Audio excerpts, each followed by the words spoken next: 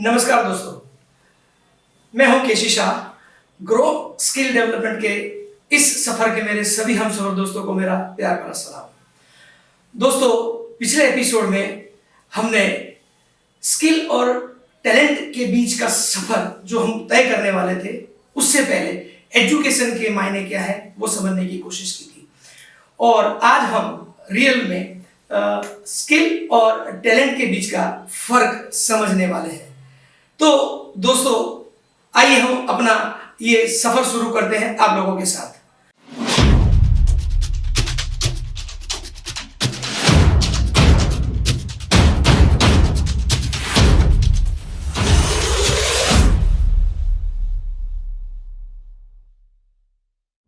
आज हम टैलेंट और स्किल के बीच का डिफरेंस क्या है वो समझने वाले हैं। तो सबसे पहले हम ये जानते हैं कि टैलेंट किसे कहते हैं। आमतौर पर लोग टैलेंट को अलग अलग डेफिनेशन देते हैं या समझते हैं, लेकिन आज हम एक सटीक एग्जांपल से समझने की कोशिश करेंगे कि एग्जैक्टली टैलेंट किसे कहते हैं। टैलेंट वो है जो हम ऊपर से लेके आते हैं, मतलब गॉड गिफ्ट। जैसे लता जी की आवाज, एम.एफ. हुसैन और पाब्लो पिकासो का पेंटिंग्स, सचिन तेंदुलकर का क्रिकेट, जाकिर हुसैन के तबला, ये सभी ऐसे हैं जो गॉड गिफ्टेड है। ऐसा नहीं है कि कोई और नहीं कर सकता, लेकिन उनके पास जो है किसी और के पास नहीं है।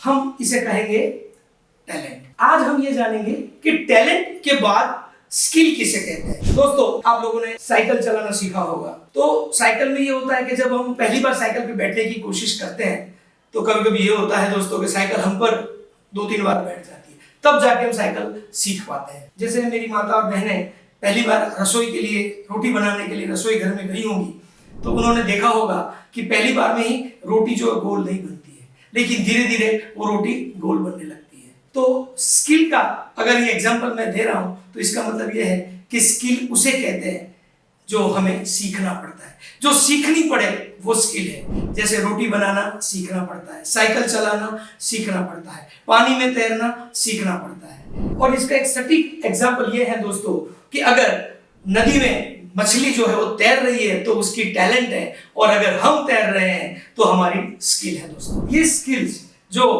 हम अपनी मेहनत से, अपनी प्रैक्टिस से हम उसे और सटीक बनाते हैं दोस्तों। तो इससे हमें क्या फायदा मिलता है। जैसे लता जी का आवाज बहुत खूबसूरत है, लेकिन सब जानते हैं कि उनका रियाज रोज होता है। जैसे जाकिर हुसैन साहब तबला बहुत बढ़िया बजाते हैं, लेकिन फिर भी उनका रियाज रोज होता है। तो हर बंदा जो कुदरत से टैलेंट लेके आता है वो हमेशा स्किल के माध्यम से, यानी अपनी प्रैक्टिस के माध्यम से अपनी स्किल को बढ़िया बनाता है। तो दोस्तों, हार्ड स्किल्स में ये होता है कि हमें मेहनत करनी है, और हार्ड स्किल्स उसे कहते हैं जो सब लोग देखते हैं। जैसे कोई पॉटर बर्तन बनाता है, वो हार्ड स्किल है। जैसे कोई कारपेंटर फर्नीचर बनाता है, वो हार्ड स्किल है। जैसे कोई फैब्रिकेटर कोई लोहे की चीज बनाता है, वो हार्ड स्किल है, वो दिखती है। लेकिन सॉफ्ट स्किल जो है वो रियलाइज होती है। किसी से के साथ कम्युनिकेशन करना, सॉफ्ट स्किल में किसी के साथ नेगोशिएशन करना, सॉफ्ट स्किल में किसी के साथ बातें करना, ये सभी बातें जो हम महसूस करते हैं और किसी और को करवा सकते हैं, वो सभी बातें सॉफ्ट स्किल में आती है दोस्तों। तो इसीलिए आज के जमाने में सिर्फ हमारे पास हार्ड स्किल से कुछ नहीं होता है। अपने डेवलपमेंट के लिए, इंक्रीमेंट के लिए, अपने प्रमोशंस के लिए हर जगह पे हमें अपनी स्किल का यूज करना पड़ता है, और स्पेशली सॉफ्ट स्किल का यूज करना पड़ता है दोस्तों। पिछले एपिसोड में हमने बात कही थी कामदार, कारीगर और कलाकार की। अभी 3 लोगों के बीच का डिफरेंस समझिए कि कामदार क्या है। कामदार वो है दोस्तों कि जो अपने शारीरिक श्रम से अपनी रोजी रोटी कमाता है। जैसे कोई पत्थर तोड़ने का काम है, रोड पे कोई कुछ खड्डे खोदने का काम है, ये सभी जो अपनी फिजिकल स्ट्रेंथ के जरिए अपनी कैरियर को बनाते हैं, तो वो कामदार है। दूसरा है कारीगर। तो कारीगर क्या करता है। जैसे हमने कारपेंटर देखा, तो कारपेंटर को अपना स्किल का यूज करना पड़ता है, अपनी बुद्धि का यूज करके नाप लेना है, उसको सही तरीके से नाप लेके उसको हिसाब से उसको काटना जोड़ना है, तब जाके वो सही मायने में कोई चीज को फर्नीचर बना सकता है। तो वहां पे वो बुद्धि का भी यूज कर रहा है और अपना शारीरिक श्रम भी दे रहा है। तो ये हुआ कारीगर। और तीसरा है कलाकार। दोस्तों, वो सिर्फ अपनी टैलेंट के बेस पे जो कोई अच्छा गा सकता है, कोई बजा सकता है, कोई डांस कर सकता है, कोई रंगोली बना सकता है, कोई पेंटिंग बना सकता है, ये सभी कलाकार के श्रेणी में आते हैं और उनके जरिए वो लोग अपनी शानदार करियर को बनाते हैं। दोस्तों, आज ये देखिए कि इन तीनों लोगों को भी कहीं ना कहीं हार्ड स्किल के साथ साथ उनको अपनी सॉफ्ट स्किल का भी यूज करना पड़ता है। तो अभी हम ये जानने की कोशिश करें दोस्तों कि हार्ड स्किल्स जो है वो किसे कहेंगे।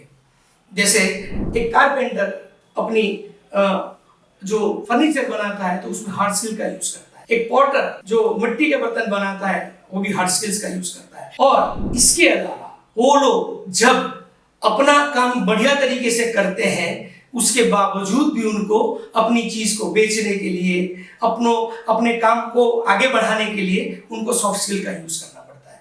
तो दोस्तों, हार्ड स्किल्स डेफिनेटली कुछ हद तक आपको आगे लेके जा सकती है, लेकिन बिना सॉफ्ट स्किल के आप आगे बढ़ना मुश्किल होता है। जैसे मैंने कहा कि सॉफ्ट स्किल के माध्यम से हमारी, मेरी, आपकी, हर किसी की लाइफ शानदार हो सकती है।